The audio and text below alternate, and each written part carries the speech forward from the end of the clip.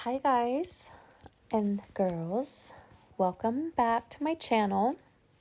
This is Jada, your host, coming to you with a part 2 of the self-love series. In case you didn't watch my self-love, what is self-love, that's part 1 video, I announced in that video that I am actually going to create a course on self-love. And in that course, we're going to just dive deep into all the things that I've experienced, that I've learned, that I would attribute to being because of self-love, and how I would define it. And we're going to go into a lot of practices and just experiences that are very, very vital to activating parts of yourself that may have been dormant and that you've kept hidden, and really integrating all of those integrations, or really integrating all of those activations, so that you just become a very aware, empowered, embodied woman, you know? And when I say woman like that, I mean a woman who is in her power. She is in her divine essence, which embodies a lot of things. So, yeah, please watch part 1 to that of this video. But yeah, let's just get into the second part of that, which is what self-love is not. Unfortunately, with the Matrix and inexperienced women, and with just capitalistic structures in place, self-love can be misconstrued. So I want to talk about what.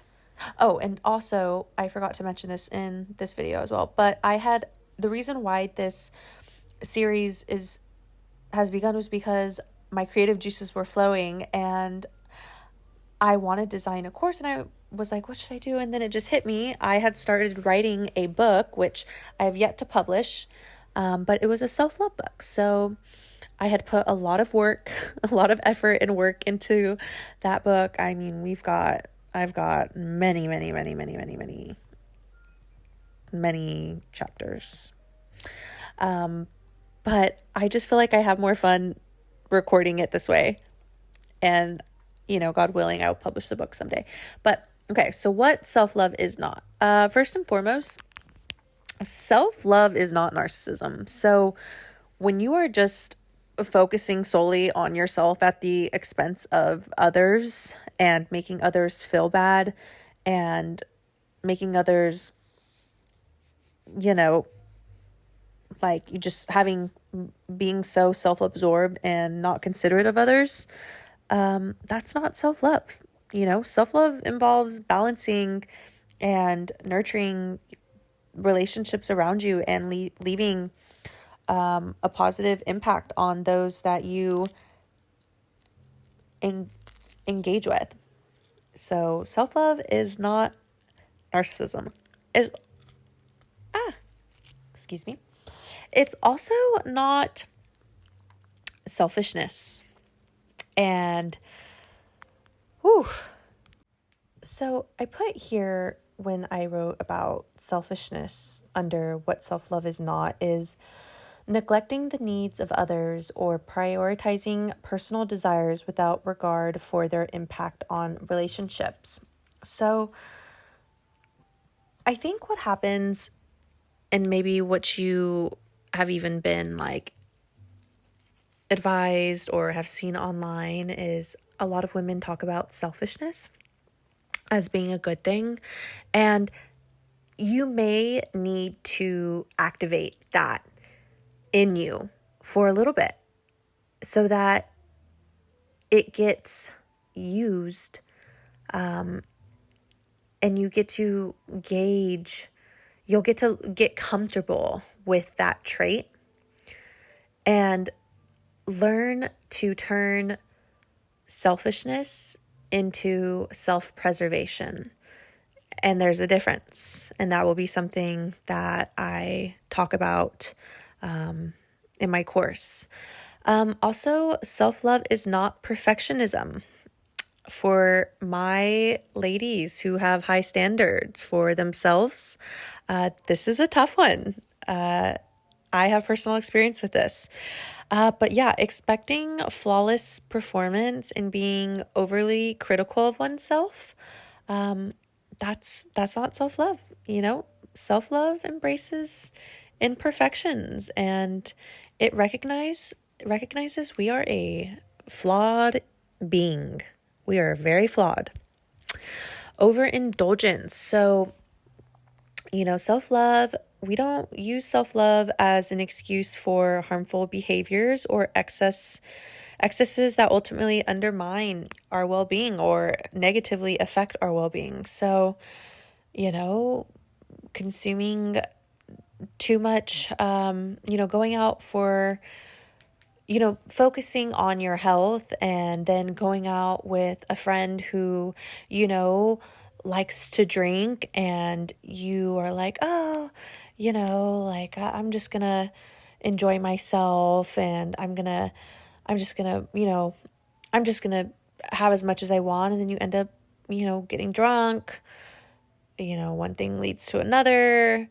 I don't know. I'm just saying, you have a rendezvous, and then all of a sudden you wake up the next morning, you're ashamed, you're supposed to practice celibacy, or, you drunk drove that night when you weren't even expecting to drink, and now you have a DUI. It's sticking to the standard you set for yourself. So, or just spending, so much money on yourself when some of that money could be used to, go feed the hungry or help your family. Just overindulgence. It's unfortunately in this capitalistic society, they target us and encourage us to do that. Ignoring self-improvement. So dismissing the need for personal growth. Self-love encourages continuous learning and development. I know we all have those moments where we are confronted in our life, where there's a little voice inside our head that says this is the moment when you should do something different. And this is that moment where you need to make a different decision, and we ignore ourselves. We don't do it.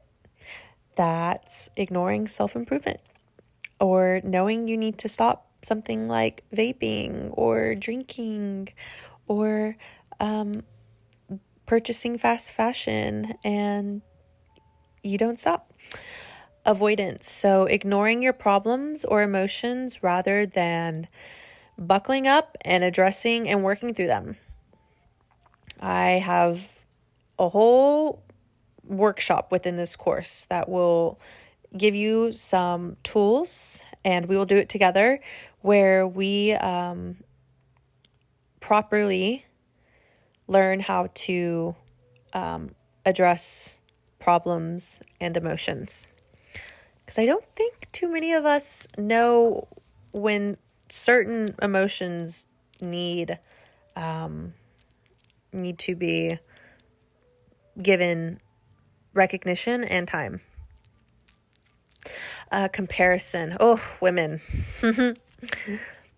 Women love to compare. Men compete. Women love to compare. But it is so, I don't know why we're designed that way, but it is, I don't know, maybe it's just part of epigenetics, but overdoing comparison and like measuring your self-worth, against others is just detrimental to overall self-esteem, because self-love is celebrating your individual journey. And obviously, from my personal experience, I love to connect with other women who share similar experiences, and then we have something to talk about, and it just makes you feel like you're not alone. And it's so funny.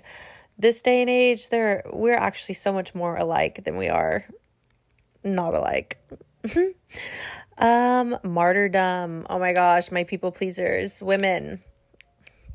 Sacrificing your own needs and well-being for others to gain approval or validation.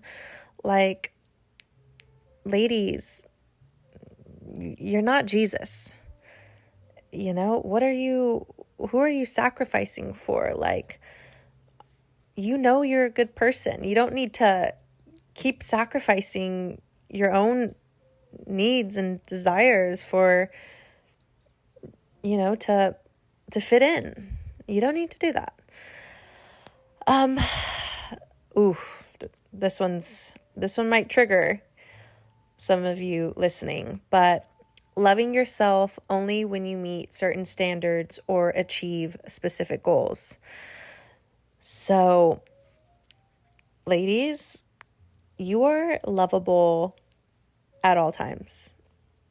Even when you are what people would call, negative, experiencing negative emotions, having a bad day, like, this just comes with the territory.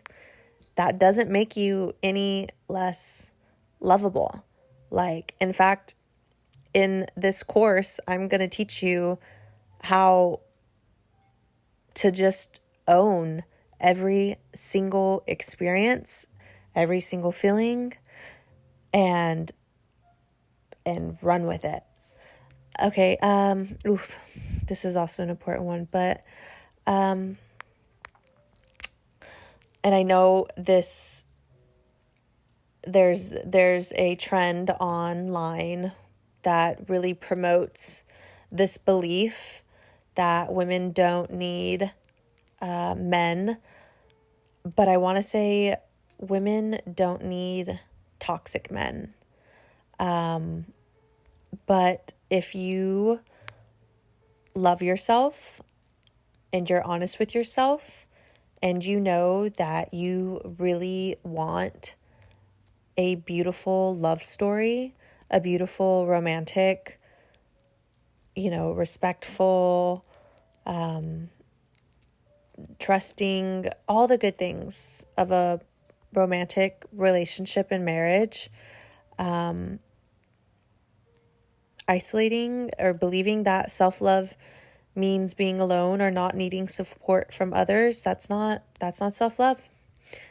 That is not self-love. So yeah, I hope you guys like this part 2 of the video, and please like and subscribe, and please leave a comment and let me know what you think about these, videos that I put out, and let me know your thoughts, what you're hoping to hear from the course, or what you're most excited about if you're thinking about purchasing this. So yeah, I hope you guys have a great day or evening, depending on when you're listening to this, and take care. Ciao.